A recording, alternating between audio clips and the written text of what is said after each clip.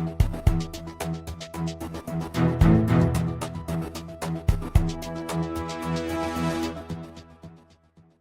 बिहार विधानसभा चुनाव खत्म होने के बाद, सरकार गठन होने के बाद अब बिहार में पंचायत चुनाव को लेकर सुगबुगाहट जो है वो अब बढ़ चुकी है। और इस पर यदि बात करें तो ओबीसी आरक्षण को लेकर जो है कोर्ट में अभी मामला चल रहा है। और यदि हम बात करें तो 10 से 15 वर्षों से कई क्षेत्रों में जो है आरक्षण में बदलाव नहीं हुआ है, जनसंख्या बढ़ा है कई पंचायतों का। तो बहुत सारे जगहों पर जहां सामान्य सीट है वहां आरक्षित सीट भी हो सकता है, अनुसूचित जाति सीट भी हो सकता है, मतलब आरक्षण में बदलाव होने के संभावना जताई जा रही है। हमारे साथ इस वक्त मैनपुर अंदा जो फुलवारी प्रखंड में पंचायत आता है वहां से मुखिया जुड़े हैं। हम इस पर खास बातचीत करेंगे कि यदि इस बार ऐसा होता है तो ये जो पंचायत है अभी सामान्य सीट बना हुआ है। सर, सबसे पहले आपका स्वागत है हमारे चैनल में।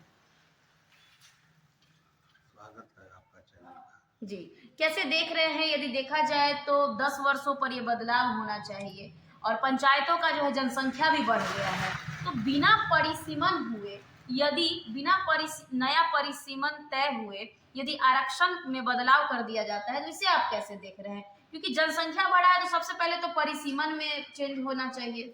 हाँ, तो इसको जांच पड़ताल करके करना चाहिए, किसका संख्या ज्यादा है उस हिसाब से। क्योंकि परिसीमन बदलेगा तो जनसंख्या बदला है तो एक प्रखंड में और पंचायतें भी बढ़ जाएंगी, जिससे आरक्षण भी तय करना सही रहेगा।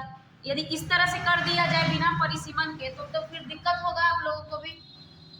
हाँ, दिक्कत तो होबे करेगा, तो हम लोग क्या करें, जो सरकार करेगा वही ना। मान लीजिए ये सामान्य सीट है, ऐसे ही बिना परिसीमन के हो जाए तो फिर तो ये अनुसूचित जाति आरक्षित भी हो सकता है, तो पिछड़ा आरक्षित हो सकता है। सरकार ने उसका नहीं, आप लोग का क्या उस पर अपना राय है? जिसका जितना संख्या है उस हिसाब से सीट करेगा। पहले परिसीमन होना चाहिए ना। हाँ, परिसीमन तो होना चाहिए।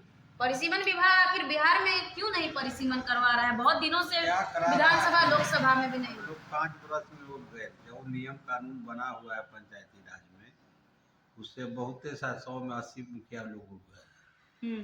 जो सरकार का नियम कानून बना है, किसी भी काम करने में कोई ना इतने न नियम कानून बन गया है कि उसका बहने करना मुश्किल हो जाता है। इसका लाइट लगाना था तो कंपनी को दे दिया, लाइट लगा के चला गया, लाइट खराब है तो मुखिया जी के लोग कह रहा है कि लाइट कैसे लगल हो, मुखिया जी की लाइट खराब हो गई, मुखिया को करना है ना, उससे मुखिया को कुछ लेना है ना देना है। लाइट लगाया, पेमेंट कीजिए अपना, वो देखिए कि अभी 2-3 वोट लगा है तो रख ले है।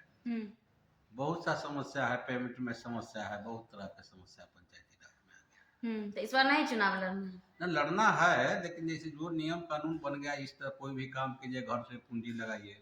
पहले था कि चेक कटता था, अब तो सब सिस्टम में नहीं है, वेंडर को बहाल कीजिए, टेंडर होगा। फिर तो एनडीए सरकार आ गई है। हाँ, आ गई है तो अच्छा बात है, जनता ने जनादेश दिया है। जनता दिया है तो हम लोग को थोड़ी कहेंगे हाँ भाई सरकार आ गया है तो गलत हुआ। अच्छा, ये बताइए कि आप लोग को लाइसेंस के लिए पूरा नीतीश जी चुनाव से पहले कुछ नहीं हुआ, 2 महीना पहले पूरा ऐलान कर दिए, खाली कागज पर हुआ। हाँ, बस, कहीं कोई कुछ पूछे वाला नहीं है, ना ब्लॉक में ना। आप अप्लाई किए थे लाइसेंस के लिए? कहाँ अप्लाई किए हैं? पटना किए थे अप्लाई। कब किए हैं? हो गया 2-3 साल। 2-3 साल। इधर जो नीतीश जी के ऐलान के बाद किए हैं? फिर से एक बार कर लेता तो दोबारा कुंजी, तो अभी तक कुछ उस पर ही नहीं, मतलब ये खाली खाना पूर्ति हुआ है क्या? खाली खाना तो चुनावी जुमला था, बस जुमला। आप लोग नाराज थे एकदम, आप लोग को पोहला लिया गया ना?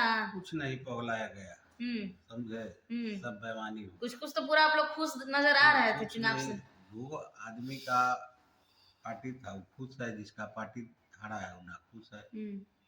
ऐसा कहीं सुना है कि 10 वोट से 17 वोट से चुनाव हारा है? सरकार उसी का था, सारा तंत्र उसी का था, तो विरोधी क्या करेगा? आप कहना चाह रहे हैं कि सरकार पूरा दबाव बना के जीती है, जबरन दबाव या फिर मशीनरी दबाव? सब दबाव है, मशीनरी दबाव है, जबरन दबाव है।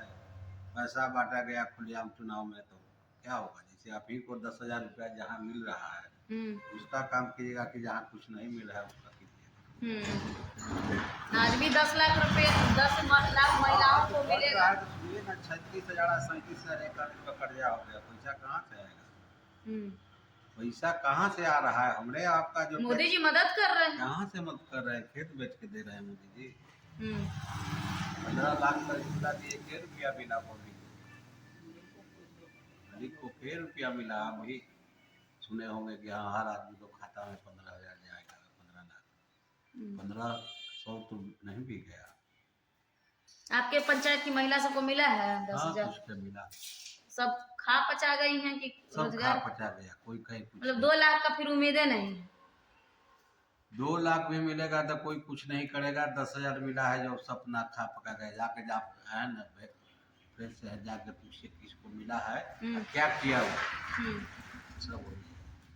चलिए, तो देख सकते हैं कि बिना परिसीमन किए यदि आरक्षण में बदलाव कर दिया जाता है तब तो फिर बहुत सारे जगहों पर बदलाव होगा।